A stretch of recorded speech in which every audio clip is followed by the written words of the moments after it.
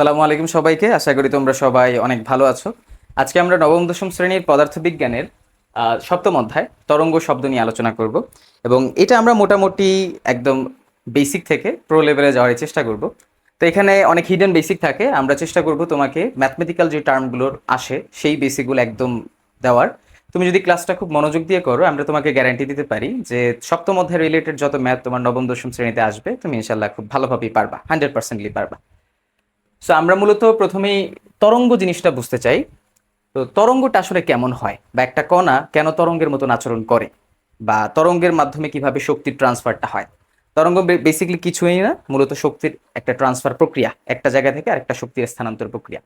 তো আমরা স্বাভাবিকভাবে সেটা স্প্রিং এর নীতি দিয়ে বুঝতে পারি, যে স্প্রিং আসলে যেভাবে ওঠানামা করে, ঠিক সেম নীতিটা দিয়ে আমরা আর কি সিম্পল হারমোনিক মোশনটা বুঝতে পারি। তো এখানে দেখো একটা স্প্রিং, আমাদের একটা দৃঢ় প্রান্ত আছে, এই প্রান্তের সাথে আমরা স্প্রিংটাকে ঝুলিয়ে রাখলাম।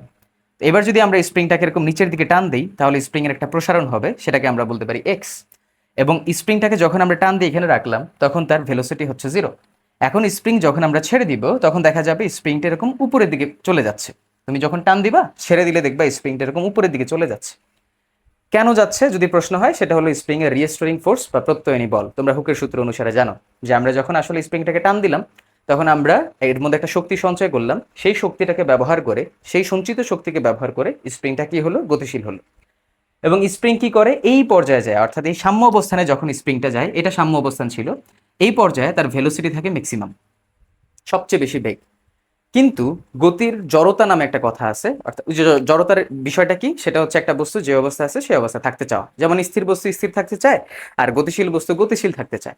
যেমন তুমি যখন সাইকেলে প্যাডেল দাও, তখন দেখবা সাইকেলে প্যাডেল দেওয়ার পরে আমি যদি প্যাডেল দেওয়া অফ করে দিই, সাইকেলটা কি সাথে সাথে থামবে? থামবে না, সাইকেলটা কিন্তু কিছু দূর চলবে, যদি আমি কোনো বাধা প্রয়োগ না করি। তো স্প্রিং এর ক্ষেত্রেও সেই বিষয়টা হয়, স্প্রিং যখন সাম্য অবস্থানে আসে, তখন তার গতি থাকার কারণে সে আবার এরকম পিছনের দিকেও মুভ করে। তুমি একটা স্প্রিং টান দিয়ে ছেড়ে দিলে দেখবা সেরকম ভিতরের দিকেও কিছুটা সংকুচিত হচ্ছে। এই যে সে যখন ভিতরের দিকে সংকুচিত হবে, তখন কি করবে, এই গতিশক্তিটাকে সে ব্যবহার করে করে করে করে একটা সময় তার গতিশক্তিটাও কি হবে, শূন্য হয়ে যাবে। তাহলে এই পরিস্থিতিতে তার ভেলোসিটি আবার 0। তো যখন সে সংকুচিত হবে, তখন স্প্রিং এর মধ্যে কি হবে, আবার একটা শক্তি জমা হবে। এই শক্তি দিয়ে স্প্রিং কি করবে, আবার সাম্য অবস্থানে আসার চেষ্টা করবে, অর্থাৎ সে আবার সামনের দিকে মুভ করবে। যখন সে সামনের দিকে মুভ করবে, তখন এই বিভব শক্তি বা সঞ্চিত শক্তিটা আবার গতিশক্তিতে কনভার্ট হবে, এবং এই পজিশনে তুমি দেখবা আবারও কি হচ্ছে, ভিম্যাক্স। তারপরে ওই যে বললাম, গতি জড়তার কারণে সে আবার কি করবে, নিচের দিকে নামতে থাকবে, নামতে নামতে নামতে নামতে একটা সময় তার বেগে হবে আবার 0। আবার সেই পুরনো প্রক্রিয়া, আবার সে উপরে উঠবে, আবার 0 হবে, আবার সে নিচে নামবে। যদি কোনো বাধা না থাকতো, ধরো কোনো বাতাস নাই, কোনো ঘর্ষণ নাই, তারপরে কোনো শব্দ হচ্ছে না, কোনো তাপ উৎপন্ন হচ্ছে না, তাহলে এই স্প্রিংটা সারা জীবন এরকম দুলতে থাকতো। কিন্তু বাইরের বাধার কারণে স্প্রিংটা একটা সময় তার এই ভেলোসিটি বা ভিতরে শক্তিটা হারায় ফেলে এবং স্প্রিংটা থেমে যায়। তো আমরা যদি এটা একটা কণার কণার মতন করে চিন্তা করি, তাহলে চিন্তা করো যে কণাটা এইখানে ছিল, কণাটা যখন এরকম করে মুভ করা শুরু করলো, মানে প্রসারিত হওয়া শুরু করলো, তখন কণাটা এরকম করে যাচ্ছে যাচ্ছে যাচ্ছে যাচ্ছে, একটা পজিশনে, এই যে সর্বোচ্চ পজিশনে সে চলে আসছে।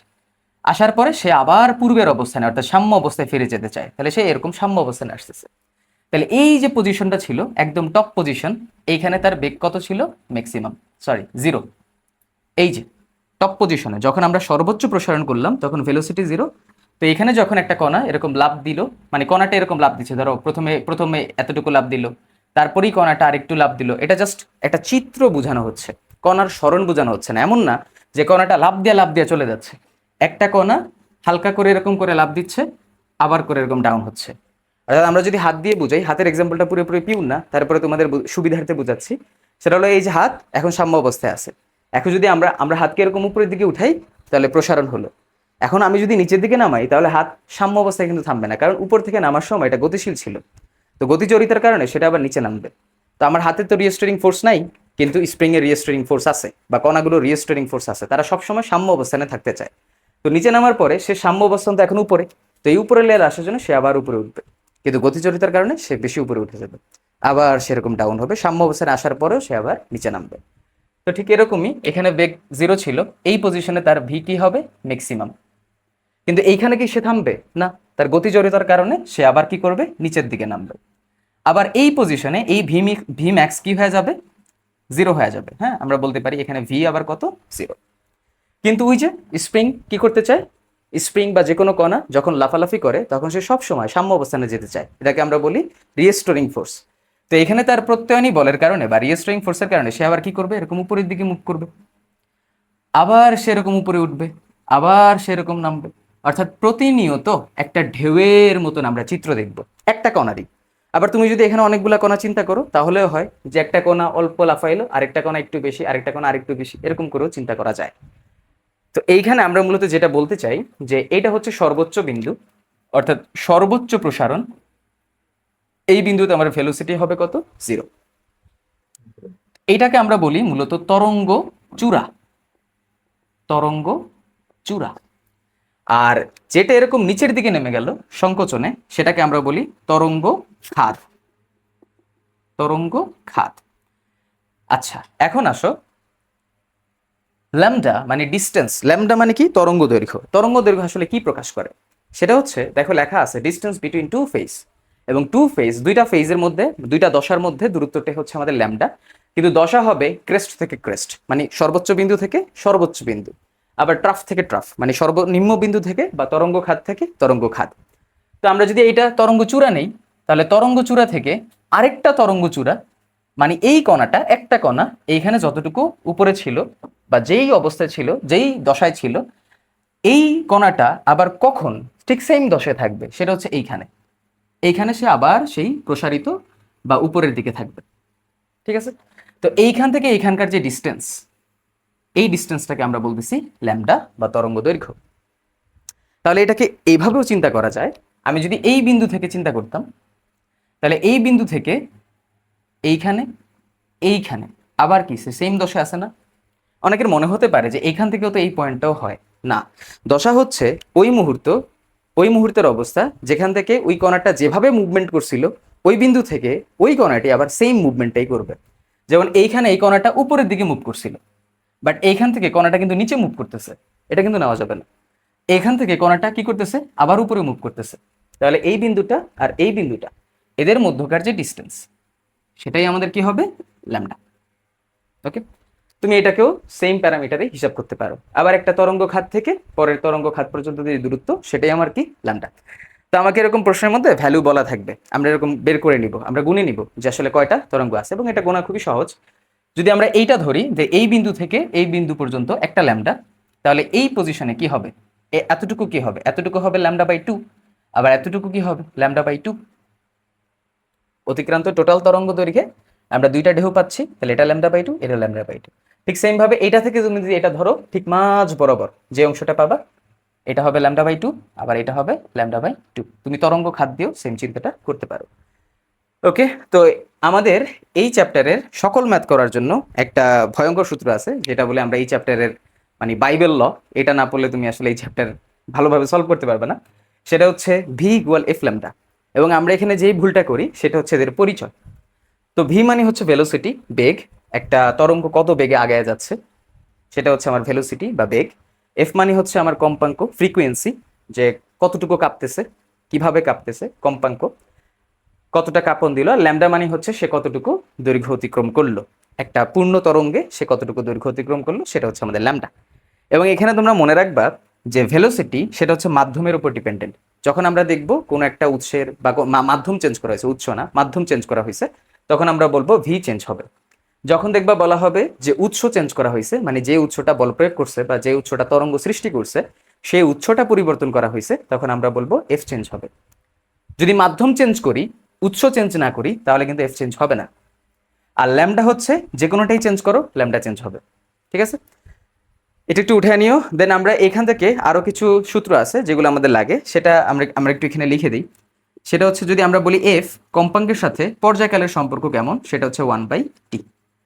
সূত্র আছে, সেটা হচ্ছে তুমি জানো এস ইকুয়াল কি, ভিটি, ভেলোসিটি ইন্টু টাইম, যতটুকু সময় লাগবে। আবার আরেকটা সূত্র আমরা জানি, এটাকে এন ল্যামডাও বলা যায়, এন ল্যামডাও বলা যায়। এন ইকুয়াল কি আমরা মনে রাখবো, এন সমান হচ্ছে আমাদের কম্পাঙ্ক ইন্টু টাইম। তো এটা কিভাবে আসলো, ভিটি, ভি মানে কি, এফ ল্যামডা, আর এখানে টাইমের টাইম, ঠিক ছিল।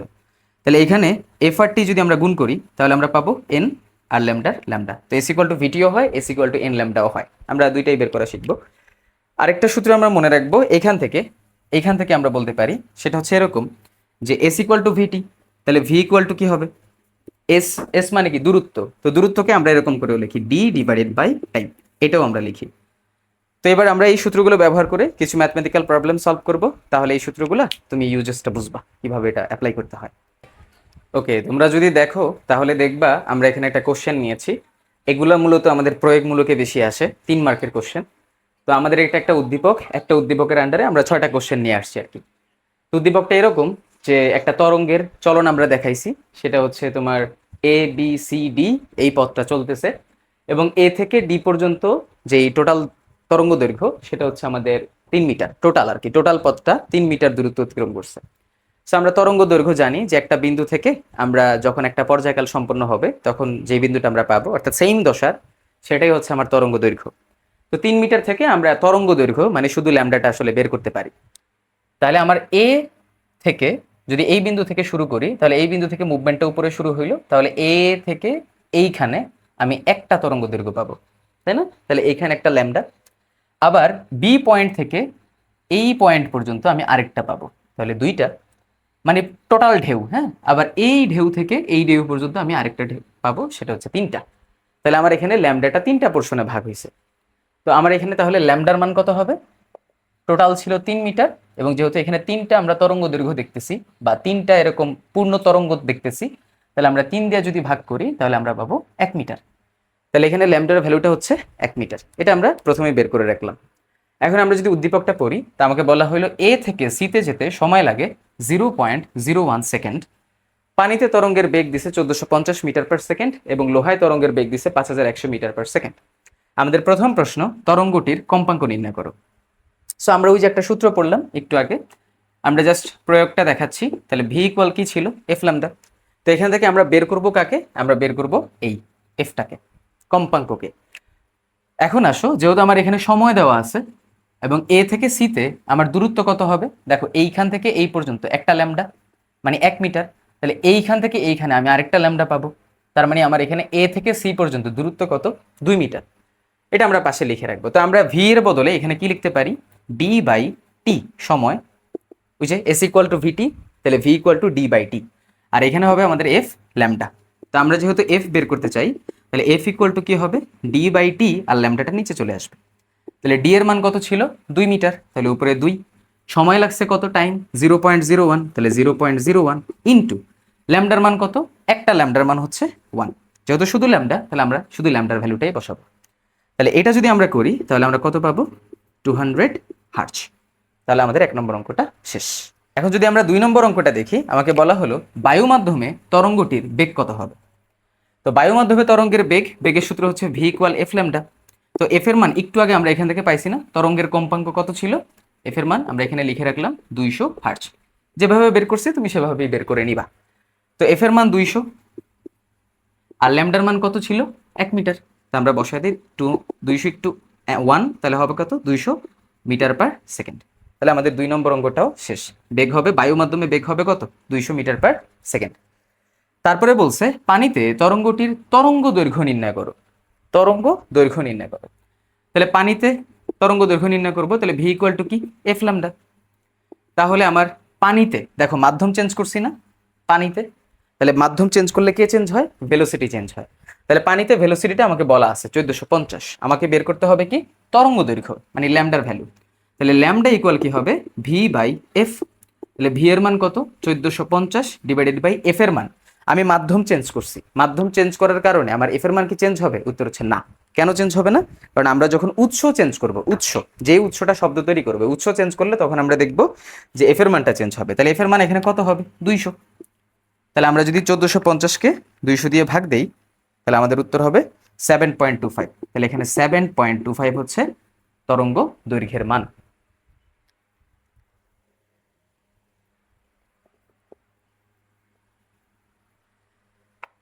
এরপরে আমরা যদি 4 নম্বর অঙ্কটা করি, বায়ু মাধ্যমে তরঙ্গটির পর্যায়কাল কত। তাহলে পর্যায়কালের সূত্র কি ছিল? বায়ু মাধ্যমে, দেখো বায়ু মাধ্যমে কিন্তু এফ আমি জানি, এই এফটাই বায়ু মাধ্যমে 200 হার্জ। যতক্ষণ আমি উৎস চেঞ্জ না করবো, এটা বায়ু মাধ্যমে 200 হার্জ, পানি মাধ্যমে 200 হার্জ, আবার আমি যদি লোহায় নেই তাও 200 হার্জ, যতক্ষণ আমি যে শব্দ তৈরি করছে বা উৎস সেটা চেঞ্জ না করব।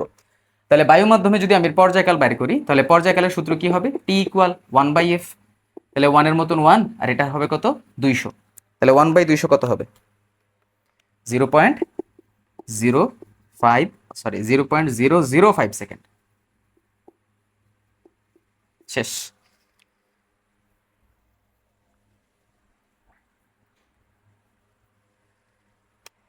এবার আমরা 5 নম্বর অঙ্কটা দেখি। বলা হলো তরঙ্গের পর্যায়কাল। পর্যায়কাল মানে কি? টি এর মান বলছে। 4 × 10⁻³ সেকেন্ড হলে কম্পাঙ্ক কত? তাহলে কম্পাঙ্কের সাথে পর্যায়কালের সম্পর্ক কেমন ছিল? এফ ইকুয়াল কি ছিল? 1/t। একটু আগে আমরা সূত্রটা লিখলাম, এফ ইকুয়াল 1/t আর টি ইকুয়াল 1/f। সেম কথা, শুধু জায়গা চেঞ্জ করা, স্থান পরিবর্তন করা। তাহলে 1/t এর ভ্যালু কত? 4 × 10⁻³ তো আমরা যদি এটা বসায় দিই, 1/4 - 3, 250। 250 কি হবে? হার্জ। আচ্ছা, পরেরটা আসো, 6 নম্বরটা। তরঙ্গটি বায়ু মাধ্যমে 40 মিটার যেতে কত মুছতে মুছতে পরের প্রশ্নটা আসো। বলা হলো তরঙ্গটি বায়ু মাধ্যমে 40 মিটার যেতে কত সময় লাগবে? তো সময় আছে, আমার অতিক্রান্ত দূরত্ব আছে, ডি আছে। তাহলে আমরা কি করতে পারি? বায়ু মাধ্যমের ভেলোসিটি আমরা জানি। এখানে আমরা বায়ু মাধ্যমের ভেলোসিটি বাইর করছিলাম, যেভাবে বাইর করছি সেভাবেই তুমি বাইর করে নিবা, 200 মিটার পার সেকেন্ড বের করে দেন। এখানে ভি ইকুয়াল টু সূত্র বসায় দিবা, ডি/টি। তাহলে আমরা চাচ্ছি কি? টাইম। তাহলে টাইম চাইলে কি হবে? ডি/ভি। ডি এর মান কত ছিল? 40 মিটার। তাহলে 40/200। তাহলে আমাদের কত আসবে? 40/200, 0.2। তাহলে এখানে হবে 0.2 সেকেন্ড। ওকে, এবার আমরা কিছু 4 মার্কের প্রশ্ন নিয়েছি। তো 1 নম্বর প্রশ্নটা দেখো। বলা হলো বিস্তার অপরিবর্তিত রেখে তরঙ্গ দৈর্ঘ্য দ্বিগুণ করলে কম্পাঙ্কের কম্পাঙ্ক এখানে ও হবে, কম্পাঙ্কের মানের কিরূপ পরিবর্তন হবে সেটা বের করতে বলছে। তো তোমরা যখন ইন্টারে উঠবা তখন বিস্তার শব্দটা একটু আরো ভালোভাবে পরিচিত হবা। বিস্তার মূলত আমরা বলি এটাকে, যে একটা তরঙ্গ যখন কাঁপা শুরু করে, মানে একটা কণা যখন কাঁপা শুরু করে তরঙ্গ আকারে, তখন ও সর্বোচ্চ যেই অবস্থানে যায়, মানে সর্বোচ্চ সরণ যেটা হয় সেটাকে আসলে আমরা বিস্তার বলি, এবং এটাকে আমরা এ দিয়ে প্রকাশ করি আর কি, সর্বোচ্চ বিস্তার।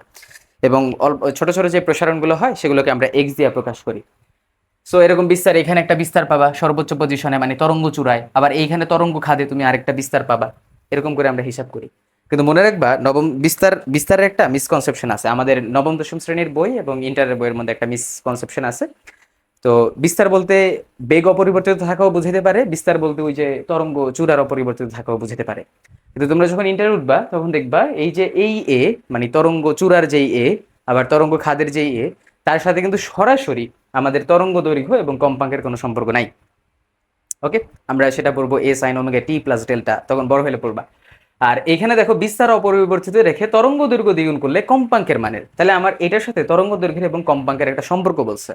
তো আমরা মনে রাখবো বিস্তার অপরিবর্তিত রেখে যখন আমাদের তরঙ্গ দৈর্ঘ্য এবং কম্পাঙ্কের মানের এরকম কথা বলা হবে, তখন আমরা ধরে নিব যে এখানে ভেলোসিটিটা সেম ছিল।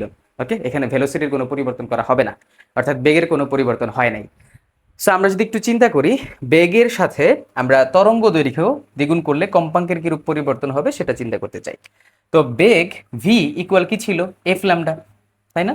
এখন বেগরে তুমি যদি কনস্ট্যান্ট ধরে নাও, বেগরে তুমি যদি কনস্ট্যান্ট ধরো, তাহলে কম্পাঙ্কের সাথে আমার ল্যামডার সম্পর্ক কেমন হবে? এরকম ব্যস্তানুপাতিক হবে না? যদি এটাতে আমরা কনস্ট্যান্ট ধরি, মানে ল্যামডা যদি এই পাশে চলে আসে, তাহলে 1/λ হবে। এটা কনস্ট্যান্টের বদলে আমরা সমানুপাতিক ধ্রুবক দিলাম, তাহলে এফ ব্যস্তানুপাতিক হবে ল্যামডার, ঠিক আছে? অথবা এফ সমানুপাতিক 1/λ। তো আমাকে বলছে যে তরঙ্গ দৈর্ঘ্য দ্বিগুণ করলে কম্পাঙ্কের কিরূপ পরিবর্তন হলে আমরা দুইটা জিনিস আনতে হয়, যে দ্বিতীয়টা কেমন ছিল আর আগেরটা কেমন ছিল, এরকম কিছু একটা। তাহলে যেহেতু কম্পাঙ্কের পরিবর্তন হবে, তাহলে আমরা এরকম বলতে পারি যে f2/f1 ইকুয়াল λ1/λ2। ওকে, এখন দেখো আমাদের λ1কে আমরা ধরলাম ল্যামডা, অনলি ল্যামডা। তাহলে λ2 কি হবে? 2λ, মানে আগের যেটা ছিল তার দ্বিগুণ। তাহলে আমরা যদি একটু বসায় দিই, তাহলে λ1 এর বদলে আমরা লিখলাম ল্যামডা, আর λ2 এর বদলে আমরা লিখলাম 2λ। তাহলে কি হবে? λ কাটা যাবে, তাহলে কি হবে? 1/2 হবে না? এই যে f1টা এবার আমরা ওই পাশে নিয়ে নিই, তাহলে কি হবে? f2 সমান 1/2 ইন্টু f1। তাহলে 1/2 f1 মানে কি? বায়ু মাধ্যমে যেটা ছিল, মানে আগে যেটা ছিল, পূর্বে আগে কত ছিল? 200, একটু আগে আমরা বের করছি 200 হার্জ। তাহলে এখানে তুমি কত বসায় দিবা? 200। তাহলে এখানে কত হবে? 100 f2 হার্জ। তাহলে আগে ছিল কত 200, এখানের কম্পাঙ্ক ছিল কত 200 হার্জ, এখন হয়ে গেছে কত 100 হার্জ। তাহলে কত হার্জ কমছে 100 হার্জ কমছে। তাহলে তুমি লিখে দিবা যে সুতরাং কম্পাঙ্ক 100 হার্জ কমে যাবে, এটা বাংলায় লিখে দিবা। এবার আসো আমরা 2 নম্বরটা করি। বলা হলো অন্য একটা উৎস, আমরা কি বলছিলাম তোমাদেরকে, একটা উৎস যদি পরিবর্তন করি তাহলে কিন্তু এফ চেঞ্জ হয়ে যাবে, আর যদি আমরা মাধ্যম পরিবর্তন করি তাহলে ভি চেঞ্জ হয়ে যাবে, আর এই দুটার মধ্যে যেটাই চেঞ্জ করো সেটার কারণে আমাদের ল্যামডা চেঞ্জ হয়ে যাবে। তো আমাকে বলছে যে একটা উৎস হতে বায়ু মাধ্যমে, অন্য একটা উৎস, বায়ু মাধ্যমে সৃষ্ট শব্দ তরঙ্গের তরঙ্গ দৈর্ঘ্য 12 মিটার হলে উভয় উৎস হতে সৃষ্ট তরঙ্গ মানুষের পক্ষে শোনা সম্ভব কিনা। তো অন্য একটা উৎস থেকে আমরা শব্দ তৈরি করব বায়ু মাধ্যমে। আবার এই যে আমরা উভয় উৎস বলতে একটা এটাকে বোঝানো হয়েছে, আরেকটা হচ্ছে অন্য একটা উৎস হতে বোঝানো হয়েছে। তো অন্য একটা উৎস হতে হইলে আমার কম্পাঙ্ক কত হয়, ওই যে বললাম কম্পাঙ্ক চেঞ্জ হবে, সেটা কত হয় সেটা আমরা বের করব। তার আগে তোমাদেরকে বলে রাখি, উভয় যেহেতু বলছে একটা আমরা উদ্দীপক দিয়ে চিন্তা করব। তো উদ্দীপকে আমরা এফ এর মান কত পাইছিলাম 200 হার্জ, এবং মানুষের শ্রাব্যতার সীমা কত 20 হার্জ থেকে 20,000 হার্জ। তাহলে 200 হার্জ যেহেতু হয়েছে তাহলে সে কি করছে 20 থেকে 20,000-এর মধ্যে আছে, তাহলে সেই ব্যক্তি কি করবে শব্দ শুনবে। তো আমরা বের করতে চাই অন্য উৎস থেকে যদি আমরা শব্দ তৈরি করি তাহলে কম্পাঙ্কটা কত হবে। তো আমরা কি পড়ছিলাম V equal two F lambda, তাহলে এফ এর মান কি হবে ভি বাই ল্যামডা, তাই না। এখন আমাকে বলছে যে তরঙ্গ দৈর্ঘ্য 12 মিটার হলে উভয় উৎসতে সৃষ্ট শব্দ, তাহলে ল্যামডার মান 12। তাহলে বায়ু মাধ্যমে যে শব্দ সৃষ্টি করছিলাম সেটার বেগ কত ছিল 200। এখানে কিন্তু আমি উৎস চেঞ্জ করছি, মাধ্যম কি চেঞ্জ করছি না। তাহলে কি ভেলোসিটি চেঞ্জ হবে, ভেলোসিটি কিন্তু চেঞ্জ হবে না, কারণ ওই যে বায়ু মাধ্যমে বলা আছে, তাহলে 200 হবে। আর ল্যামডার মান কত হবে 12।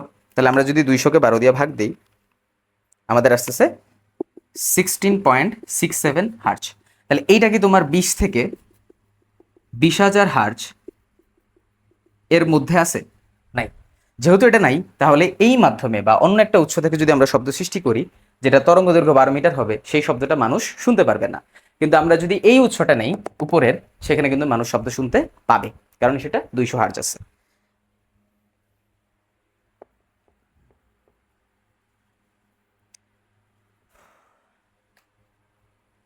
এবার পরেরটা আসো, দেখো বলা আছে অন্য একটি মাধ্যমে, অন্য একটি মাধ্যমে, মাধ্যম চেঞ্জ করছি না, মাধ্যম চেঞ্জ করলে কে চেঞ্জ হবে ভেলোসিটি চেঞ্জ হবে, বেগ চেঞ্জ হবে। বললো উদ্দীপকের তরঙ্গটি তরঙ্গ দৈর্ঘ্য এত হলে মাধ্যমটি কোন ধরনের, তাহলে আমাদের কম্পাঙ্ক কি চেঞ্জ হবে, উদ্দীপকের তরঙ্গটাই বলছি, তাহলে কম্পাঙ্ক চেঞ্জ হবে না, কারণ আমরা উৎসটা চেঞ্জ করিনি, আমরা জাস্ট মাধ্যমটা চেঞ্জ করছি। তাহলে আমাদের ভেলোসিটি পরিবর্তন হবে এবং আমরা বের করব যে ভেলোসিটিটা কত হয়েছে। তাহলে ভি ইকুয়াল সূত্র কি ছিল এফ ল্যামডা। তাহলে যেহেতু আমরা উৎস চেঞ্জ করি নাই তাহলে এফ এর মান কত হবে 200ই হবে। আর ল্যামডার মান কত বলছে তরঙ্গ দৈর্ঘ্য 25.5, তাহলে 25.5। তাহলে এখন গুণ করো 200 ইন্টু 25.5, 5100, 5100 মিটার পার সেকেন্ড। এই 5100 উদ্দীপকে কি দেওয়া আছে লোহা। তাহলে এখন আমাদের এটা কি হবে বলছে মাধ্যমটি কোন ধরনের, মাধ্যমটি হতে পারে কেমন ধরনের লোহার, কারণ এটা লোহার সাথে মিলে যায়। আচ্ছা দেখো আমরা একটু আগে 4 মার্কের 3টা কোশ্চেন সলভ করেছি, এখন আমরা আরো 3টা কোশ্চেন সলভ করব, এগুলো আসে 4, 5, 6 দিয়ে আমরা লিখে রেখেছি। এর আগে তোমাদেরকে স্মরণ করিয়ে দিতে চাই এই যে বায়ু মাধ্যমে যে তরঙ্গটা ছিল সেই তরঙ্গের যে ভেলোসিটি সেটা ছিল কত 200 মিটার পার সেকেন্ড, এটাও যে আমরা প্রথমে বের করেছি। হ্যাঁ কাইন্ডলি একটু পিছনে টানা দেখে নিও। সো এখানে 4 নম্বর প্রশ্নটা যদি আমরা একটু পড়ি, লেখা আছে একটি 51 মিটার দৈর্ঘ্য বিশিষ্ট পাইপের মধ্য দিয়ে তরঙ্গটি অতিক্রম করতে এতটুকু সময় লাগে, তাহলে এটা কি তোমার ডিস্টেন্স ডি, এটা কি তোমার টাইম টি, বলছে পাইপটি কিসের তৈরি। তাহলে আমরা আমরা কি জানি, আমরা যদি ভেলোসিটি বের করি তাহলে আসলে আমরা পাওয়া যাব, কারণ আমাদের উদ্দীপকে ভেলোসিটিটা বলা আছে। তাহলে ভি ইকুয়াল তোমরা কি জানো সূত্র, ভি ইকুয়াল ডি বাই টি। তো ডিস্টেন্স কত 51 মিটার আর টাইম কত ছিল 0.01। তো আমরা যদি বসাই 51 ভাগ 0.01 আমাদের আছে 5100। তাহলে 5100 মিটার পার সেকেন্ড কার লোহার না, তাহলে পাইপটা কিসের তৈরি হবে লোহার তৈরি। দেন আমরা যদি 5 নম্বরটা সলভ করি, এটা আমাদের 4 নম্বরটা ছিল, 5 নম্বরটা সলভ করলে বায়ু মাধ্যমে যে সময়ে, মানে টাইমটা কি বলা আছে না বলা নেই, তাহলে আমরা টাইমটা বাইর করে নিব। তরঙ্গটা 30 মিটার অতিক্রম করবে, সেই সময়ে তরঙ্গটা পানি মাধ্যমে কতগুলো পূর্ণ কম্পন সৃষ্টি করবে। তো পূর্ণ কম্পন মানে ওই যে বড় হাতের এন আমরা জানি। তো আমরা প্রথমে বের করে নেই সময়টা কত, এবং দেখো ডিস্টেন্সটা বলা আছে তাই না, তাহলে তোমার ডি এর মান বলা আছে। তাহলে টাইমের মান বাইর করবে কেমনে, 5 নম্বরটায় সেম সূত্র অ্যাপ্লাই করবা, V equal to D by T. তাহলে আমরা বাইর করতে চাই টাইম, তাহলে টাইম ইকুয়াল কি হবে ডি বাই ভি। ডি কত ছিল 30 মিটার, আর ভেলোসিটি এটা কোন মাধ্যমে বায়ু মাধ্যমে, এবং বায়ুর মাধ্যমে আমরা ভেলোসিটি বের করছিলাম আগে কত 200 মিটার পার সেকেন্ড। তোমাদের এরকম হুবহু কোশ্চেন আসলে তুমি 200 মিটার পার সেকেন্ড আগে বের করে নিবা বায়ুর মাধ্যমে। তাহলে এখানে 200 বসাবা, তাহলে কত হবে 30/200 সমান আসতেছে 0.15 সেকেন্ড। তো আমাকে বলছে এই সময়ে পানি মাধ্যমে সেটা কতগুলো পূর্ণ কম্পন দিবে। তো পূর্ণ কম্পনের সূত্র কি আমরা লিখব, আবার আমরা কি জানি বড় হাতের n ইকুয়াল ছোট হাতের f ইন্টু টাইম। f মানে হচ্ছে কম্পাঙ্ক, মানে 1 সেকেন্ডে সে কয়টা কাঁপন দিল বা কয়টা কম্পন দিল 1 সেকেন্ডে।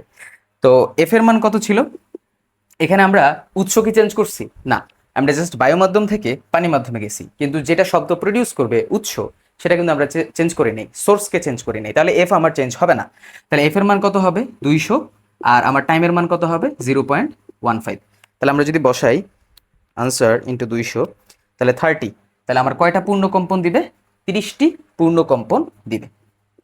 ঠিক আছে, অর্থাৎ 1 সেকেন্ডে সে যতবার কাঁপে এটার সাথে তুমি যদি টোটাল টাইমটা গুণ দাও তাহলে তার কয়টা পূর্ণ কম্পন আসলো সেটা তুমি পেয়ে যাবা। ওকে, এবার যদি আমরা 6 নম্বরটা করি, দেখো 40টি পূর্ণ কম্পনের জন্য বায়ু ও পানিতে তরঙ্গটির অতিক্রান্ত দূরত্বের পার্থক্য কত।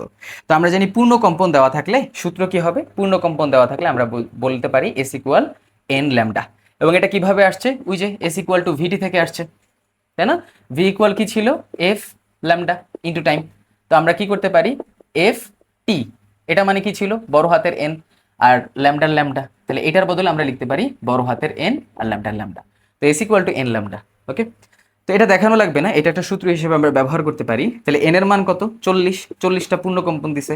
আর বায়ু মাধ্যমে ল্যামডার ভ্যালু কত ছিল, ল্যামডার ভ্যালু হচ্ছে 1, তাহলে বায়ু মাধ্যমে ল্যামডার ভ্যালু হবে কত 1, আমরা ওই যে পূর্বে বাইর করে রাখছিলাম। সো এখানে তুমি কত পাবা 40 একে 40 মিটার, এটা হচ্ছে S1 বা SAR। আচ্ছা ওয়ানই দেই, দেন S2 সেটা কোন মাধ্যমে, পানিতে। তাহলে পানিতে আমরা কি পাবো এন ল্যামডা, এটা ছিল ল্যামডা এয়ার আর এটা হচ্ছে ল্যামডা ওয়াটার। আমরা বলছি মাধ্যম চেঞ্জ হইলে মানে ভেলোসিটি চেঞ্জ হবে, আর ভেলোসিটি চেঞ্জ হলে ল্যামডা চেঞ্জ হবে, আবার উৎস চেঞ্জ হলেও ল্যামডা চেঞ্জ হবে, ল্যামডা দুইটার উপরই ডিপেন্ড করে।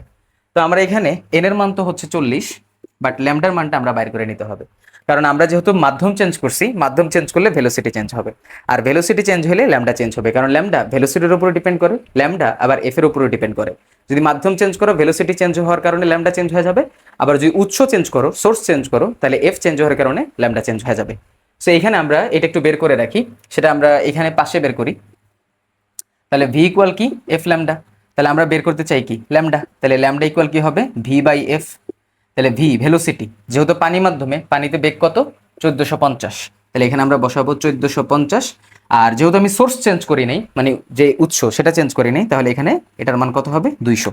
তাহলে 1450 ডিভাইডেড বাই 200 আমাদের আসবে কত 7.25, তাহলে এখানে আসতেছে 7.25, এবং আমরা এখানে ল্যামডা পাওয়া গেলাম, এটা ওয়াটারের কত 7.25, আমরা যদি গুণ করি তাহলে আমাদের আসবে 290 মিটার। তাহলে আমাদের বলছে দূরত্বের পার্থক্য কত, তাহলে দূরত্বের পার্থক্য কত হবে S2 minus S1 equal to 290 minus 40 সমান কত 250 মিটার। এটাই হচ্ছে আমাদের দূরত্বের পার্থক্য, তরঙ্গটির অতিক্রান্ত দূরত্বের পার্থক্য। ওকে, এবার দেখো আমরা একদম লাস্ট একটা কোশ্চেন নিয়েছি। তো এটাও একটা উদ্দীপকের আন্ডারে আমাদের অনেকগুলো কোশ্চেন থাকবে, এবং এখানে উদ্দীপকটা লেখা আছে, এবং আমরা 3 মার্কের কিছু প্রশ্ন লিখেছি, 3টা কোশ্চেন লিখেছি, এগুলো সবই 3 মার্কের আসে। সো উদ্দীপকটা আমরা যদি একটু পড়ি, সেখানে লেখা আছে রাতুল একটা পাহাড়ের সামনে দাঁড়িয়ে, মানে 18 মিটার দূরত্বে দাঁড়িয়ে আছে। তো প্রতিফলক যে পৃষ্ঠটা ছিল পাহাড়, তার ঠিক 18 মিটার দূরে দাঁড়িয়ে আছে। তো শব্দ করার সাথে সাথে সে পাহাড়ের দিকে দৌড় দেওয়া শুরু করলো। ধরো আমার সামনে একটা পাহাড়, আমি 18 মিটার দূরত্বে দাঁড়িয়ে আছি, তো আমি এরকম দৌড় দেওয়া শুরু করলাম, এবং আমরা ভিজুয়াল অবশ্য আঁকবো, চিত্র আঁকবো। দেন আমরা দেখলাম যে অন্যদিকে রাতুলের বন্ধু অমি রাতুলের অবস্থান থেকে পাহাড়ের দিকে 12 মিটার দূরে দাঁড়িয়ে আছে। ওই দিন বায়ুর তাপমাত্রা ছিল 27 ডিগ্রি সেলসিয়াস। এই বায়ুর তাপমাত্রা যখন দেওয়া থাকবে তখন কিন্তু তোমার ওই তাপমাত্রায় শব্দের বেগ কত ছিল সেটা বাইর করতে হবে। কেন এটা দরকার হয়, দরকার হওয়ার রিজনটা হচ্ছে যে যখন তাপমাত্রা বাড়ে তখন কণাগুলো বাতাসের যে কণাগুলো সেগুলো ছোটাছুটি করে। তুমি দেখো, তুমি ধরো 0 ডিগ্রি সেলসিয়াস তাপমাত্রায় আসো, তখন দেখা যাবে যে কণাগুলো গতিটা অনেক কম, এক কথায় গতি থাকে না, আবার গতি থাকলেও অনেক কম থাকে। তো তুমি যখন শব্দটা তৈরি করবা তখন এই শব্দটা বা তোমার যে শক্তিটা, সেই শক্তিটা কিভাবে ট্রান্সফার হবে বা কিভাবে চলবে, কণা থেকে কণায় শক্তিটা কি হবে প্রয়োগ হবে, এভাবেই আসলে আমাদের তরঙ্গটা চলে। একটা কণা কি করে আরেকটা কণাকে ধাক্কা দেয়। এখন যখন তাপমাত্রা বাড়বে, মানে 0 ডিগ্রি থেকে যখন তাপমাত্রাটা বেড়ে গেল, তখন কণাগুলো কিন্তু ছোটাছুটি করতেছে। তাপমাত্রা বাড়লে কণার গতিশক্তি বৃদ্ধি পায়, এটা জানো। তো কণার যখন গতিশক্তি বাড়ে তখন কিন্তু আমি শব্দ করলে কণা ওরে মানে খুব দ্রুত কি করতে পারবে, ধাক্কা দিতে পারবে, এবং খুব দ্রুতই আমাদের শব্দটা ছড়ায় যাবে। তো অনেক সময় মনে হতে পারে যে গতিশক্তি বাড়লে তো এদের মধ্যে আসলে দূরত্বটা বেড়ে যায়, কণার মধ্যে তো দূরত্বটাও বাড়ে। তো আসলে মানে কণার বেগটা তো বেশি থাকে বা কণার ছোটাছুটিটা এত বেশি থাকে যে আমরা ওই দূরত্বটাকে মানে অমিট করলেও হয়, এবং শব্দটা আসলেই খুব দ্রুত কি হয়, পাস হয়। তো আমরা এখন দেখতেছি যে বায়ুর তাপমাত্রা 27 ডিগ্রি সেলসিয়াস ছিল। তো শব্দের বেগের সাথে আমাদের তাপমাত্রার সম্পর্ক হচ্ছে ওই যে V proportional to root T. এটা কেন হয়, আমরা যদি চিন্তা করি যে তাপমাত্রা যত বাড়বে ততই কণার গতিশক্তি কি হবে, বাড়বে। তো কণার গতিশক্তির যেই সমীকরণ ছিল সেটা কি ছিল, হাফ এমভি স্কোয়ার, তাই না? তো আমরা কি বলতে পারি, এটা তাপমাত্রার সমানুপাতিক, অর্থাৎ টেম্পারেচার যত বাড়বে আমার কণার গতিশক্তিও তত কি হবে, বাড়বে। তো ভেলোসিটির সাথে এই বেগের সাথে এই টি এর সম্পর্কটা কেমন হবে, যে velocity is proportional to T, তাহলে বেগ velocity is proportional to square যদি দুই পাশে নিয়ে দিই তাহলে আমাদের হবে কি, √টি। তাহলে শব্দের বেগ হচ্ছে তাপমাত্রার বর্গমূলের কি, সমানুপাতিক।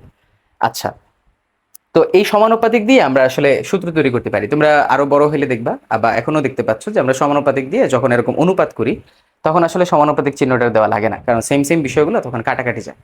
তো এখান থেকে আমরা একটা সূত্র জেনারেট করতে পারি, সেটা হচ্ছে এরকম যে V2/V1 যদি আমরা দেই তাহলে ইকুয়াল হবে √T2/T1। উপরে V2 থাকলে এখানে T2 হবে।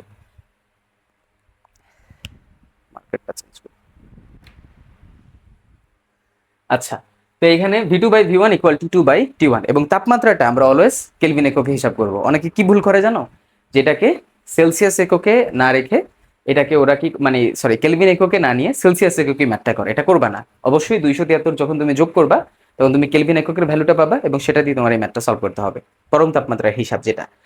দেখো আমাকে বলা হলো ওই দিন শব্দের বেগ কত ছিল, মানে 27 ডিগ্রি সেলসিয়াস তাপমাত্রায় শব্দের বেগটা কত ছিল।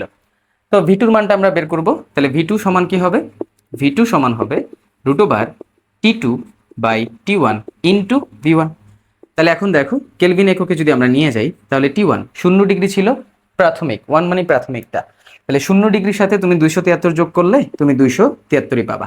আর 27 যদি 273 সাথে যোগ করো মানে T2 যেটা পরবর্তী তাপমাত্রা, তাহলে 27 প্লাস 273 দাও ক্যালকুলেটরে, 300 আসবে, তাই না?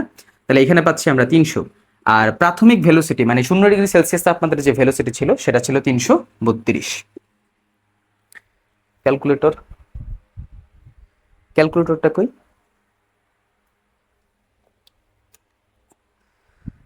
আচ্ছা, আমরা যদি এখন এটা হিসাব করি তাহলে √300 divided by 273 into 332, √300 divided by 273 into কত হবে 332। তাহলে আমাদের আসতেছে 348.03। তাহলে আমাদের ওই দিনের বায়ু মানে ভেলোসিটি হবে, বায়ুতে শব্দের বেগ হবে এত metre per second, 348.03 metre per second.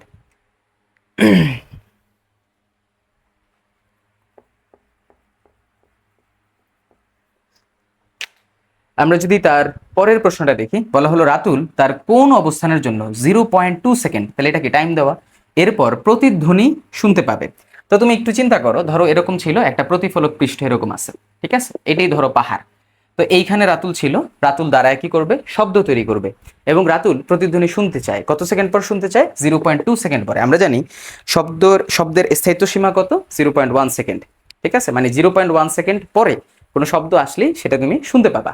আর 0.1 সেকেন্ডের নিচে হইলে মানে এর আগে যদি শব্দ আসে তাহলে তুমি শুনতে পাবে না, কারণ শব্দের স্থায়িত্ব মানুষের ব্রেইনে কতটুকু থাকে, 0.1 সেকেন্ড থাকে। সো এখানে আমরা বলতে পারি রাতুল একটা শব্দ করবে এখান থেকে, তো শব্দটা এরকম যাবে, প্রতিফলক পৃষ্ঠে বাধা খাবে, খায়া সে আবার আসবে। তো আমরা এখন চিন্তা করি, শব্দ যাবে সেটা হচ্ছে ডি দূরত্ব, শব্দ আবার তার কানে ফিরে আসবে সেটা কি, আবারও ডি দূরত্ব। তাহলে শব্দটা মূলত কতটুকু দূরত্ব অতিক্রম করতেছে, ডি, ডি মানে কি 2D। তাহলে এখানে এস ইকুয়াল টু যদি তুমি ভিটি বলো তাহলে এখানে তুমি লিখবা কি 2D equal VT. I hope 2D কেন লিখছি বুঝতে পারছো, কারণ এখানে অতিক্রান্ত শব্দের, এটা কিন্তু শব্দের শব্দের তো শব্দের অতিক্রান্ত দূরত্ব এখানে কত হবে, 2D ইকুয়াল ভিটি। কেন, কারণ তুমি গেছো আবার আসছো শব্দের ক্ষেত্রে। তো এখন আমাকে বলছে এখানে যে তার কোন অবস্থানের জন্য, তার মানে আমার এখানে ডিটা বের করতে হবে। তাহলে ডি সমান কি হবে, ভিটি বাই 2। তাহলে ভেলোসিটি কত ছিল ওই দিন শব্দের, 348.03, টাইম কত 0.2 সেকেন্ড, আর আমি নিচে দিব 2। তাহলে আমার উপরে হবে 348.03 ইন্টু 0.2 ডিভাইডেড বাই 2, 34.803 মিটার। তাহলে কি করতে হবে, এইখান থেকে এইখানে এই প্রতিফলক পৃষ্ঠ পর্যন্ত রাতুলের দূরত্ব থাকতে হবে 34.803 মিটার। তাহলে রাতুল কি করবে, 0.2 সেকেন্ড পরে প্রতিধ্বনি শুনতে পাবে।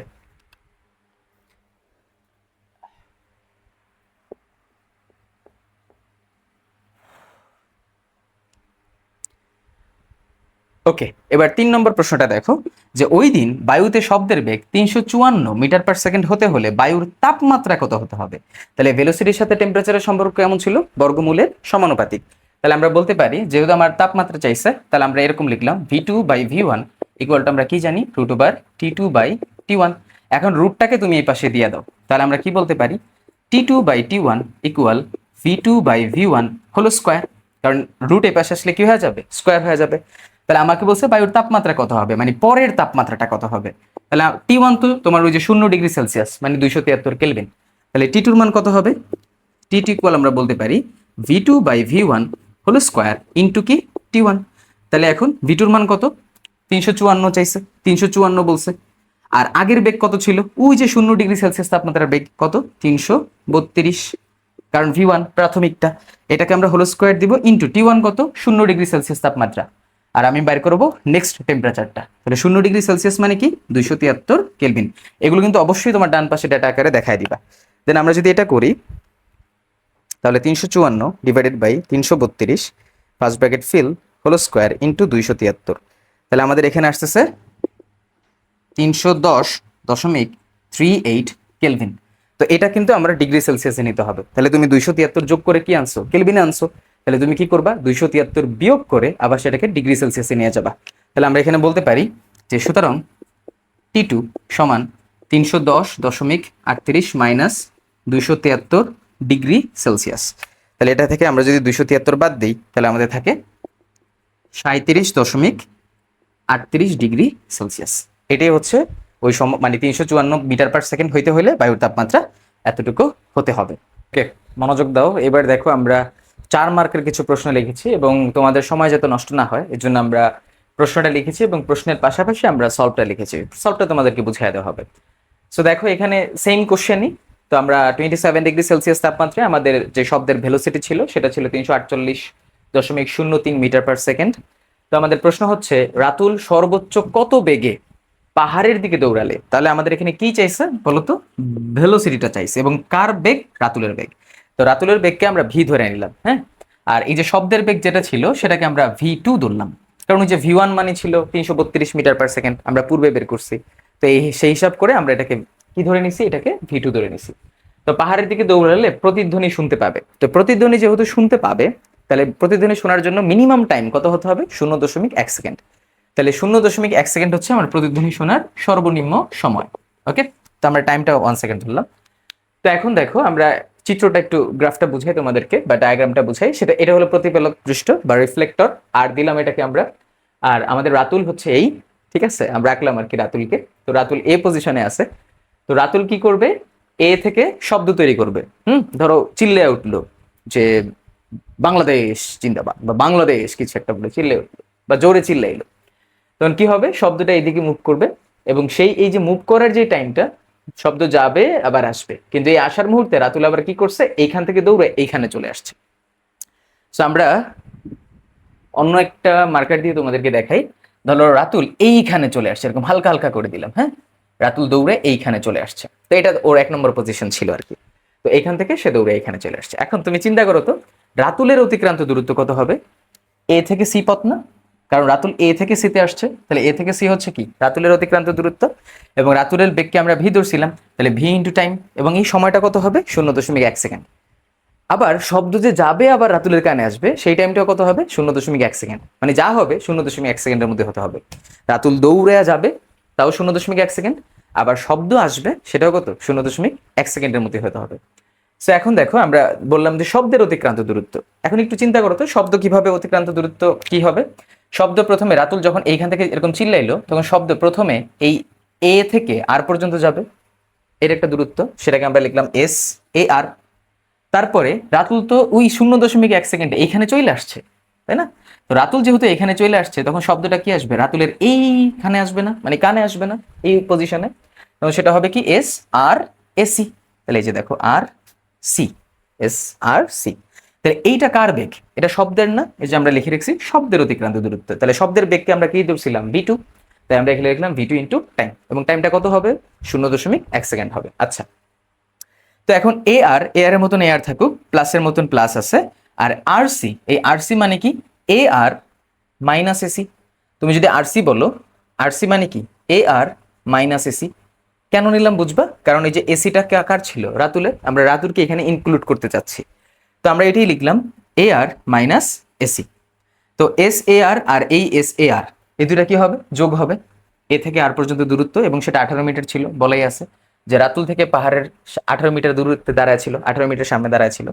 তাহলে এটা হবে 2 A S A R minus S AC কার ছিল, এস এসি মানে ছিল আমাদের ভিটি, রাতুলের বেগ ইন্টু টাইম। তাহলে এটা হবে ভিটি ইকুয়াল ভি টু টি।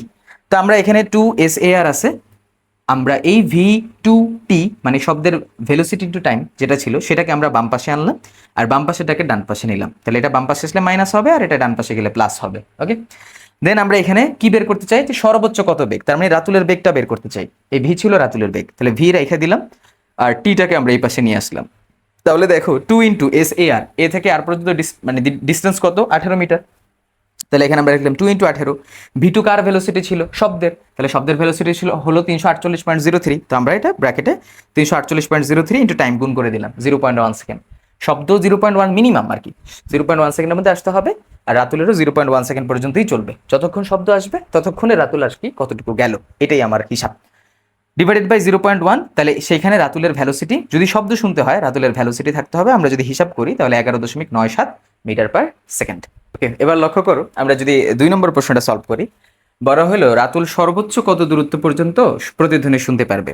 এটার বিষয়টা হচ্ছে এরকম, যে রাতুল ধরো 18 মিটার দূরে পাহাড়, তো রাতুল কি করবে, এরকম শব্দ করবে আর আগাবে। হ্যাঁ, ধরো এরকম যে কি বলে, কি বলা যায়, বাংলাদেশ বাংলাদেশ বাংলাদেশ, এরকম বলবে আর হাঁটবে, অথবা অক্ষর ল্যাব অক্ষর ল্যাব অক্ষর ল্যাব, এরকম বলবে আর রাতুল কি করবে, হাঁটবে। তো হাঁটার পরে কতটুকু দূরত্ব অতিক্রম করা পর্যন্ত সে আসলে এই প্রতিধ্বনিটা শুনবে। তো প্রতিধ্বনি শোনার ক্ষেত্রে সর্বনিম্ন সময় কত, 0.1 সেকেন্ড। 0.1 সেকেন্ডের বেশি হইলে তুমি প্রতিধ্বনি শুনতে পারবা, আর যখনই দেখবা 0.1 সেকেন্ডের কমে শব্দটা চলে আসতেছে তখন আর তুমি প্রতিধ্বনিটা শুনবা না। এটাই তো না? তো আমরা এখন যদি কনসেপ্টটা দেখি, আমরা সমাধানটা করে রেখেছি, সেটা হচ্ছে রাতুল এইখানে ছিল, রাতুল এখান থেকে এরকম শব্দ তৈরি করে করে এরকম হাঁটতেছে, সামনের দিকে হাঁটতেছে। ওকে, সো শব্দ কি করবে, এরকম পথ অতিক্রম করবে, দেন আবার ওর কানে ফিরে আসবে। আবার যখন ও এখানে আসছে শব্দ আবার এরকম পথ অতিক্রম করবে, আবার ওর কানে কি আসবে, ফিরে আসবে। এরকম ফিরে আসতে আসতে সে কত মিটারে গেলে 0.1 সেকেন্ডে শব্দটা ফিরে আসবে। দেখো আমি 18 মিটারে ছিলাম, এখন কত সেকেন্ডে শব্দ ফিরে আসছে আমি জানি না। তো আমি এরকম যাচ্ছি যাচ্ছি যাচ্ছি, একটা পজিশনে গেলাম মতন, এখন 0.1 সেকেন্ড পর ফিরে আসতেছে। এখন যদি আমি আরেকটু সামনে যাই তাহলে এখন সময়টা কি হবে, কমে যাবে। আমি যদি আরেকটু সামনে যাই তাহলে সময়টা আরেকটু কমে যাবে, তখন আর আমি প্রতিদিন শুনবো না, কারণ আমি পাহাড়ের যত কাছাকাছি যাব শব্দ পাস হয়ে আসতে সময়টা তত কি হবে, কমে যাবে। সো এইটাই আর কি। তো আমরা বের করলাম যে ডি ইকুয়াল ভি টু, মানে শব্দের বেগ, ওই 27 ডিগ্রি সেলসিয়াস তাপমাত্রায় শব্দের বেগ ছিল 348.03, আর টাইম কত হবে, আমরা ওই যে সর্বনিম্ন সময়টা ধরবো 0.1 ধরে, যদি আমরা 2 দিয়ে ভাগ দিই, কারণ প্রতিধ্বনি হইলে আমার মুখ থেকে বের হবে, দেন আবার আমার কানে ফিরে আসতে হবে। এবং সে সময় আমি কিন্তু দৌড়াচ্ছি না, সে সময় আমি আছি, দাঁড়ায় শব্দ করলাম আসলো, আবার একটু গেলাম শব্দ করলাম আসলো, আবার একটু গেলাম শব্দ করলাম আসলো, এরকম। তাহলে আমরা কত পাইলাম, 17.4 মিটার। তাহলে এখানে দেখো টোটাল ডিস্টেন্স ছিল 18 মিটার, ধরো এই পজিশনে 17.4 মিটার। তাহলে এই পর্যন্ত, মানে এখানেও সে প্রতিদিনে শুনবে, রাতুল এখানেও প্রতিদিনে শুনবে, এখানেও শুনবে, এখানেও শুনবে, এখানেও শুনবে, এখানেও শুনবে, রাতুল যেখানে দাঁড়ায় আছে সেখান থেকেও শুনবে। কিন্তু যখনই সে এখান থেকে একটু মুভ করবে, ধরো এই পজিশনে, এখন আর কিন্তু সে শব্দ শুনবে না। ওকে, তো এখানে আমরা এটাই লিখলাম যে রাতুল তার প্রাথমিক অবস্থান থেকে, মানে যখন সে 18 মিটার দূরে ছিল সেখান থেকে যদি সে শব্দ করে 0.6 মিটার অতিক্রম করা পর্যন্ত, এই যে 18 মিটার টোটালটা, আর এটুক কত 0.6 মিটার আমরা আগে গেছি, আর 17.4 মিটার হলো এইখান থেকে এটার দূরত্ব 17.4 মিটার। তাহলে 0.6 মিটার প্রাথমিক অবস্থান থেকে 0.6 মিটার অতিক্রম করা পর্যন্ত সে প্রতিধ্বনি শুনতে পারবে। আমরা এখন একদম লাস্ট পর্যায়ে চলে এসেছি, লাস্ট ম্যাথ, সেটা হচ্ছে 3 নম্বর ম্যাথটা। দেখো বলা হলো যে রাতুলের ভিন্ন অবস্থান হতে শব্দ করার সাথে সাথে অমি যদি রাতুলের বর্তমান অবস্থা থেকে 10 মিটার বেগে, তাহলে রাতুলের যেই বর্তমান অবস্থা ছিল তো সেখানে আর কি অমি দাঁড়াইছে। তো আমরা কনসেপ্টটাকে একটু সহজভাবে চিন্তা করি, যে আমরা ধরে নিলাম যে অমি এই এ পয়েন্টে দাঁড়ায় রয়েছে, ঠিক আছে। আচ্ছা, তো বর্তমান অবস্থান থেকে 10 মিটার পার সেকেন্ড বেগে, এটা কিন্তু অমির ভ্যালোসিটি, তাই না? তাহলে অমির ভ্যালোসিটিকে আমরা ভি ধরলাম। বেগে পাহাড়ের উল্টো দিকে দৌড় দিত, তবে 0.4 সেকেন্ড পরে, তাহলে জিরো উল্টো দিকে যখন দৌড় দিবে, ধরো এই অবস্থানে দাঁড়ায় আছে, সামনের দিকে পাহাড়, এখন সে কি করলো, এইখান থেকে এরকম উল্টো দিকে দৌড় দিল। তো যদি উল্টো দিকে দৌড় দিত তাহলে প্রতিধ্বনি শুনতো। আচ্ছা, তাহলে আমরা বের করার চেষ্টা করব যে সে যেহেতু প্রতিদিনই শুনতো তাহলে সেখানকার দূরত্বটা কত ছিল। এবং আমরা যদি এই ডায়াগ্রামটা দেখি, দেখো এটা হচ্ছে আমাদের রিফ্লেক্টর। তো এখানে আগে রাতুল দাঁড়ায় ছিল, এখন এখানে আমাদের অমি দাঁড়ায় আছে। এখন অমি কি করলো, এ পজিশন থেকে বি এর দিকে দৌড় দিল। তাহলে এ থেকে যখন বিতে দৌড় দিল তখন সে যে দূরত্ব অতিক্রম করলো সেটাকে আমরা বলতে পারি অমির অতিক্রান্ত দূরত্ব এস এ বি। ওকে, দূরত্ব কত হবে এ থেকে বি পর্যন্ত, তাহলে এস এ বি সমান কি লিখতে পারি, অমির বেগ ইন্টু টাইম, এবং টাইমটা কত 0.4 সেকেন্ড। 0.4 সেকেন্ডে সে যত দূরত্ব যাবে ঠিক শব্দটাও কি হবে ওইখান থেকে 0.4 সেকেন্ড পরে তার কানে আসতে হবে। আর সে সময়ে এই সময়টাই অর্থাৎ 0.4 সেকেন্ডেই আমাদের শব্দটা কতটুকু দূরত্ব অতিক্রম করলো, সেটা হচ্ছে শব্দ যখন সে এখান থেকে শব্দ করলো বা রাতুল এখান থেকে শব্দ করলো, তখন এইখানে শব্দ প্রথমে এইদিকে যাবে, দেন শব্দ আবার এই দিকে মুভ করবে, রাইট। তাহলে প্রথমে গেছে কি এ থেকে আর, যখন শব্দ ফিরে আসতেছে এই সময়টাই আমার অমি কি করছে এ থেকে বিতে, অর্থাৎ অমি তখন যায় এইখানে দাঁড়ায় রয়েছে, রাইট। তাহলে শব্দ মূলত এইখান থেকে এখানে যাচ্ছে, সেটা হচ্ছে এ থেকে আর, এবং শব্দ যখন আবার ফিরে আসতেছে তখন সেটা আর থেকে বি। তাহলে এই জন্য আমরা লিখছি দেখো এস এ আর, এ থেকে আর গেল শব্দ, তারপরে আর থেকে আবার বিতে ফিরে আসলো। প্রতিধ্বনি মানে হলো যাবে আবার চলে আসবে। আর এটা যেহেতু শব্দের, তাহলে শব্দের ভেলোসিটি ইন্টু টাইম। তাহলে এইখানে আমরা বলতে পারি এস এ আর এর মতন এ আর থাকুক, আর আরবি, আরবি মানে হচ্ছে এই দুইটা পোর্শন, তাহলে আরবি সমান কি লেখা যায়, এ আর প্লাস এ বি। এটা ছিল পুরোটা আরবি, তাহলে এটাও বলতে পারো এবি প্লাস এ আর, এটাই তো আমার আরবি, তাই না? তো এটাই লিখলাম আমরা, এই যে এবি প্লাস এ আর, ওকে, বি টু ডি। তাহলে এখন এস এ আর এ আর যোগ হয়ে কি হবে 2 এস এ আর, আর এস এ বি, এবি মানে কি ছিল ভিটি, তাহলে আমরা লিখে দিলাম ভিটি, আর সামনে হবে কি ভি টু টি। দেন আমরা যদি এখান থেকে এস এ আর এর মান বাইর করতে চাই, তাহলে এস এ আর, এখন চিন্তা করো তো এই ভিটি যদি এই পাশে যায় তাহলে প্লাস ছিল, এই পাশে যায় কি হবে মাইনাস, তাহলে দেখো ভি টু টি মাইনাস ভিটি। আর এটার সাথে 2 ছিল, 2 যদি এই পাশে যাইতো গুণ আকারে ছিল, ভাগ হয়ে যাবে, তাহলে 2 ভাগ হয়েছে। দেন আমরা যদি সকল মান বসায় দেই, আমরা এখানে কমন নিছি, টি কিন্তু কমন যায়, এখানেও টি এখানেও টি, টি কমন নিছি 0.4, তাহলে V two minus V two মানে ছিল 348.03, আর এটা হবে -10 ডিভাইডেড বাই 2 দিলে তুমি পাবা 135.212 মিটার। তাহলে এ থেকে বি, এ থেকে আর এর দূরত্ব হচ্ছে 135.212 মিটার। তাহলে আমরা বলতে পারি অমি যেই পজিশনে দাঁড়ায় ছিল সেই পজিশন থেকে প্রতিফলকের দূরত্ব হচ্ছে 135.212 মিটার। তারপরে আমাদেরকে কি বললো যে এই অবস্থান থেকে অমি পাহাড়ের দিকে দৌড় দিলে, তাহলে এই পজিশনে ছিল, এবার অমি কি ছিল পাহাড়ের দিকে দৌড় দিল। তাহলে পাহাড়ের দিকে দৌড় দিলে আমরা ধরলাম অমি এরকম দৌড় দিয়া আমাদের একটা পয়েন্টে আসছে, সেটার নাম দিলাম আমরা সি পয়েন্ট, ঠিক আছে। তাহলে সি পয়েন্ট দিলে এখন অমিও কতটুকু দূরত্ব অতিক্রম করবে এ থেকে সি না, তাহলে আমরা অমির দূরত্ব বলতে পারি এ সি, এবং অমির ভেলোসিটি ওই 10ই হবে ইন্টু টাইম। এখন আমরা যদি বলি শব্দের অতিক্রান্ত দূরত্ব কত, তাহলে শব্দ কি হবে, যেহেতু সে এখান থেকে দৌড় দিছে, এখানে শব্দ তৈরি করে দৌড় দিছে, তাহলে শব্দ প্রথমে এতটুকু যাবে, ঠিক আছে, দেন শব্দ আবার এতটুকু আসবে। তাহলে আমরা বলতে পারি এ আর প্লাস আর সি। তাহলে দেখো আমরা এখানে লিখলাম এ আর শব্দের অতিক্রান্ত দূরত্ব প্লাস আর C equal V two T. তাহলে এখন S A R R C মানে কি, আর সি মানে হচ্ছে এ আর মাইনাস এসি, এ আর মাইনাস এসি, তাহলে তুমি আর সি টুক পাবা। তাহলে যে এ আর মাইনাস এসি, তো আমরা এখানে যদি দেই এস এ আর যোগ হয়ে হবে 2 এস এ আর এসি মানে কি ছিল, এসি মানে ছিল ওই যে ওমের অতিক্রান্ত দূরত্ব ভিটি, তাহলে আমরা ভিটি বসাই দিলাম সমান কি ভি টু ইন্টু টি। তাহলে 2 S A R V K যদি আমরা এই পাশে নিয়ে যাই তাহলে আমরা টি কমন নিয়ে নিলে হবে V two plus V into T, T যেহেতু সেম কমন যায়, এটা ম্যাথমেটিক্যাল কনসেপ্ট, আশা করি তোমরা জানো। দেন আমরা যদি টাইমটাকে রেখে দেই তাহলে এটা কি আসবে, 2 এস এর নিচে চলে আসবে, তাহলে 2 SAR divided by V2 plus V. তো আমরা এখানে SAR এর মান বসাই দিলাম, এর মান আমরা এই যে উপরে পাইলাম, এটাই আমরা এখানে বসাইলাম, ডিভাইডেড বাই V2 মানে শব্দের বেগ ছিল 348.03 প্লাস আমাদের যে অমির ভেলোসিটি মানে দৌড়ের ভেলোসিটি কত ছিল 10। ঠিক আছে, একই বেগে সে আবার ওই পাহাড়ের দিকে দৌড় দিছে, আর ভিন্ন বেগ হলে তুমি ভিন্ন বেগ বসাবা, দিলে আমরা পাচ্ছি কত 0.76 সেকেন্ড। তাহলে এটা কি 0.1 সেকেন্ড থেকে বেশি না? 0.1 সেকেন্ড থেকে বেশি হইলেই কি শোনা যাবে, প্রতিধ্বনি শোনা যাবে। সুতরাং এখানে আমাদের অমি কি শুনবে, প্রতিধ্বনি শুনবে। ওকে, তো এই অধ্যায়ের শেষে আমরা আরো কিছু কথা বলতে চাই তোমাদের সাথে, সেটা হচ্ছে যে আমাদের আরো কিছু কনসেপ্ট আছে, যেমন হুকের সূত্র রিলেটেড কিছু ম্যাথ আসে, F=-kx, এটা তোমরা চতুর্থ অধ্যায়ে আশা করি করছো। তারপরে আমাদের এখানে পর্যায়কালের কিছু লজিক থাকে, যেমন পর্যায়কাল আমরা জানি T=√m/k, এটা হচ্ছে স্প্রিং এর ক্ষেত্রে, এটা স্প্রিং কনস্ট্যান্ট, হ্যাঁ, আর ওটা হচ্ছে ভর। আবার আমরা যদি হিসাব করি যে যদি একটা এরকম মানে এরকম একটা বব, মানে এরকম একটা সুতার সাথে একটা এরকম বব রাখলাম এবং এটাকে আমরা সরল দোলক আর কি, এটাকে আমরা এরকম দুলাবো, তাহলে এটা এই পজিশনে যাবে, দুলে আবার সে এই পজিশনে আসবে। তো এই ক্ষেত্রে আমরা যে পর্যায়কাল বলি T= কি হয় 2π√L/g। জি তো তোমরা জানো অভিকর্ষ ত্বরণ, এল মানে হচ্ছে দৈর্ঘ্য, কার্যকরী দৈর্ঘ্য যেটাকে বলা হয়। তো কার্যকরী